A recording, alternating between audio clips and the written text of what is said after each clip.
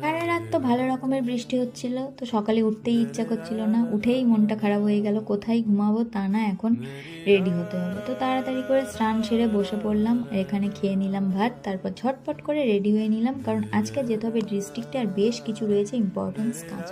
তো বেরিয়ে পড়েছি, আর ভালো রকমের বৃষ্টিও শুরু হয়েছে। আমার সাঙ্গ পাঙ্গ সবাই চলে এসছে, আর এখানে আমরা সবাই হা হা হি করতে করতে যাচ্ছি। অনেক দিন পর সবার সাথে আমার দেখা হলো। তো ওখানে গিয়ে নিজেদের কাজকর্মগুলো মিটিয়ে নিলাম। ফেরার সময় না ওয়েদারটা বেশ ভালো লাগছিল, একদম ঠান্ডা ঠান্ডা হাওয়া দিচ্ছিল, তো হাওয়া খেতে খেতে বাড়িতে আসলাম। বাড়ি এসে ফ্রেশ হয়ে বসলাম একটু আনারস নিয়ে, তারপরে দিয়েছিলাম টানা লম্বা একটা ঘুম।